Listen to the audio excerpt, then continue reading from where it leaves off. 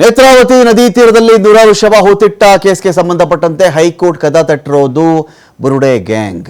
ಅಂಥ ಒಂದು ಟೀಮ್ಗೆ ಇದೀಗ ತಾತ್ಕಾಲಿಕ ರಿಲೀಫ್ ಸಿಕ್ಕಿದೆ. ಒಂದು ಕಡೆ ನವೆಂಬರ್ 12ನೇ ತಾರೀಕಿನವರೆಗೂ ಕೂಡ ತನಿಖೆಗೆ ಹೈಕೋರ್ಟ್ ತಡೆ ಕೊಟ್ಟಿದೆ. ಇಲ್ಲಿ 12ನೇ ತಾರೀಕಿನವರೆಗೂ ವಿಚಾರಣೆಯನ್ನು ಒಂದು ಕಡೆ ಹೈಕೋರ್ಟ್ ಮುಂದೂಡಿದೆ. ಅಟ್ ದ ಸೇಮ್ ಟೈಮ್ ಇವ್ರಿಗೆ ನೀವು ತನಿಖೆಯನ್ನು ಮುಂದುವರಿಸೋದಾಗ್ಲಿ, ಇವ್ರನ್ನ ವಿಚಾರಣೆ ಮಾಡೋದಾಗ್ಲಿ ಏನನ್ನು ಕೂಡ ನೀವು ಮಾಡುವಂತಿಲ್ಲ. ಹೈಕೋರ್ಟ್ ಮುಂದಿನ ವಿಚಾರಣೆವರೆಗೂ ಕೂಡ ಯಾವುದೇ ಕಾರಣಕ್ಕೂ SIT ತನಿಖೆ ವಿಷಯದಲ್ಲಿ ಏನನ್ನು ಮಾಡುವಂತಿಲ್ಲ. ಮುಂದಿನ ವಿಚಾರಣೆವರೆಗೂ ಇವರುಗಳಿಗೆ ನೋಟಿಸ್ ಕೂಡ ನೀವು ಕೊಡಬಾರದು.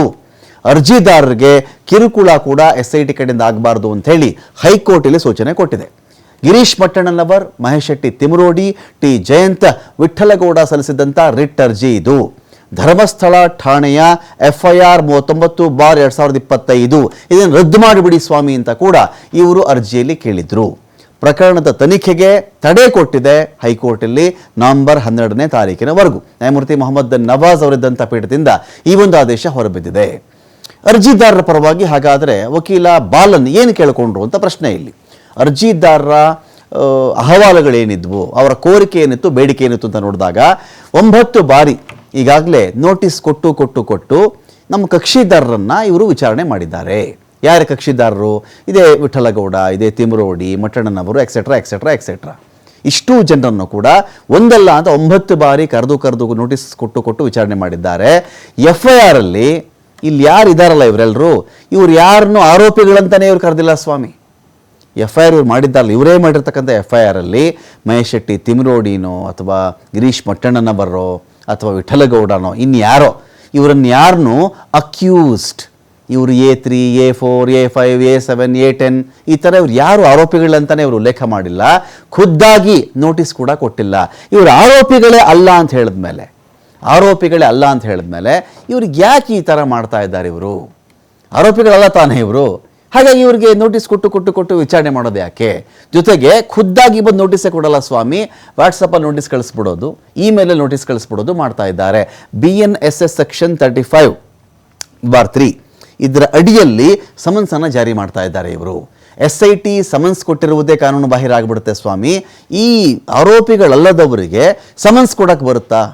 ಎಲ್ಲಾದರೂ ಉಂಟಾ ಇದು? ಇವರು ಆರೋಪಿಗಳೇ ಅಲ್ಲ. ಆರೋಪಿಗಳಿಂದ FIR ಹೆಸರಿಸಿದ್ರೆ ಇವರನ್ನ ಹೌದಪ್ಪ ಸಮನ್ಸ್ ಕೊಟ್ಟು ಕರೆದಿದ್ದಾರೆ ಅಂತ ಹೇಳಬಹುದಾಗಿತ್ತು. ಇವರು ಆರೋಪಿಗಳೇ ಅಲ್ಲದೆ ಇದ್ಮೇಲೆ ಸಮನ್ಸ್ ಕೊಡೋದು ಯಾಕೆ? ಇದೇ ಇಲ್ಲೀಗಲ್ ಆಗಿಬಿಡುತ್ತೆ. ನಾವು ಆರೋಪಿಗಳು ಅಲ್ಲ, ಈ ಪ್ರಕರಣಕ್ಕೆ ಸಂಬಂಧಪಟ್ಟಂಥ ಸಾಕ್ಷಿಗಳು ನಾವಲ್ಲ. ಯಾರ್ಯಾರು? ತಿಮರೋಡಿನೂ ಈ ಪ್ರಕರಣದ ಸಾಕ್ಷಿ ಅಲ್ಲ, ಈ ಕಡೆ ಮಟ್ಟಣ್ಣನವರು ಕೂಡ ಸಾಕ್ಷಿ ಅಲ್ಲ, ಸಾಕ್ಷಿಗಳೇ ಅಲ್ಲ, ಈ ಕಡೆ ಆರೋಪಿಗಳು ಅಲ್ಲ ಅಂತೇಳಿ ಏನೂ ಅಲ್ಲ ಈ ಪ್ರಕರಣದಲ್ಲಿ. ಬಾಲನ್ ಅವ್ರ ವಾದ ಇದು. ಈ ಪ್ರಕರಣದಲ್ಲಿ ಈ ನೇತ್ರಾವತಿ ನದಿ ತೀರದ ನೂರಾರು ಶವಗಳನ್ನು ಹೂತಿಟ್ಟ ಪ್ರಕರಣಕ್ಕೆ ಸಂಬಂಧಪಟ್ಟಂತೆ ಅಪಾರ್ಟ್ ಫ್ರಮ್ ಚಿನ್ನಯ್ಯ ಒಬ್ಬನೇ ಇಲ್ಲಿ ಆರೋಪಿ ಅಂತಾದರೂ ಕನ್ಸಿಡರ್ ಮಾಡ್ಕೊಳ್ಳಿ, ಸಾಕ್ಷಿ ಅಂತಾದರೂ ಕನ್ಸಿಡರ್ ಮಾಡ್ಕೊಳ್ಳಿ. ಆದರೆ ಮಟ್ಟಣ್ಣನವರ್, ಈ ಕಡೆ ತಿಮರೋಡಿ, ವಿಠಲಗೌಡ, ಇನ್ನೊಬ್ಬರೆಲ್ಲ ಇದ್ದಾರಲ್ಲ, ಇವರು ಆರೋಪಿಗಳು ಆಗಿಲ್ಲ ಈ ಕೇಸಲ್ಲಿ, ಇವರು ವಿಟ್ನೆಸ್ಸು ಅಲ್ಲ ಅಂತ ಏನೋ ಒಂದು ರಾಜಕೀಯ ವೈರತ್ವ ಇಟ್ಕೊಂಡ್ಬಿಟ್ಟಿದ್ದಾರೆ ಇವರು. ಧಾರ್ಮಿಕ ವೈರತ್ವ, ರಾಜಕೀಯ ವೈರತ್ವ, ಸಂಘಟನಾತ್ಮಕ ವೈರತ್ವ ಇದೆಯಲ್ಲ, ಅದರಿಂದ ಈ ಥರ ನೋಟಿಸ್ ಜಾರಿ ಮಾಡ್ತಾ ಇದ್ದಾರೆ. ದ್ವೇಷದಿಂದ ಆ ವೈರತ್ವ ಇಟ್ಕೊಂಡು ಇವರು ಈ ಥರ ಕೆಲಸ ಮಾಡ್ತಾ ಇದ್ದಾರೆ. ಈಗ 10ನೇ ನೋಟಿಸನ್ನು ಕೊಟ್ಟುಬಿಟ್ಟು ಬೆಳಗ್ಗೆಯಿಂದ ಮಧ್ಯರಾತ್ರಿವರೆಗೂ ಕೂರಿಸ್ತಾರೆ ಇವ್ರನ್ನ. ಸಾಕ್ಷಿನೂ ಅಲ್ಲ, ಇನ್ನೊಂದು ಕಡೆ ಆರೋಪಿನೂ ಅಲ್ಲ ಅಂತ ಹೇಳಿದ್ಮೇಲೆ ಈ ಥರದ ಹಿಂಸೆ ಯಾಕಿಲ್ಲಿ? 150 ಗಂಟೆಗೂ ಹೆಚ್ಚಿನ ಕಾಲ ವಿಚಾರಣೆ ಮಾಡಿದ್ದಾರೆ ಸ್ವಾಮಿಯವರು ಅಂತ ಹೇಳಿ ಈ ಕಡೆ ಬಾಲನ್ ವಾದ ಮಾಡಿದ್ರು. SPP ಎದ್ದು ನಿಂತರು. BN ಜಗದೀಶ್ ಅವರು ಈ ಪ್ರಕರಣಕ್ಕೆ ಸಂಬಂಧಪಟ್ಟಂತೆ, ನೋಡಿ ಸ್ವಾಮಿ ಇವರು ಹೇಳ್ತಿದ್ದಾರೆ ಸಾಕ್ಷಿನೂ ಅಲ್ಲ, ಇವರು ಈ ಕಡೆ ಆರೋಪಿಗಳು ಅಲ್ಲ ಅಂಥೇಳಿ. ಈ ಅರ್ಜಿದಾರರಿದ್ದಾರಲ್ಲ, ಇಷ್ಟು ಜನ ಸೇರ್ಕೊಂಡು ಇವತ್ತು ಅರ್ಜಿ ಹಾಕೊಂಡಿದ್ದಾರಲ್ಲ, ನಮಗೆ ನೋಟಿಸ್ ಕೊಡ್ತಾ ಇದ್ದಾರೆ, ವಿಚಾರಣೆ ಮಾಡ್ತಾ ಇದ್ದಾರೆ, ಹಿಂಸೆ ಆಗ್ತಿದೆ, ಅದು ಇದು ಅಂತ ಇಷ್ಟು ಜನ ಸೇರಿ ಪಿತೂರಿ ಪ್ರಚೋದನೆ ಮಾಡೇನೆ ಚಿನ್ನಯ್ಯನ ಕರ್ಕೊಬಂದು ಕಂಪ್ಲೇಂಟ್ ಕೊಡಿಸಿದ್ದಿವರು.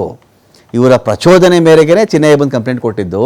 ನಂತರ 164 ಸ್ಟೇಟ್ಮೆಂಟ್ ತಗೊಂಡ್ರಿ ಇವರು.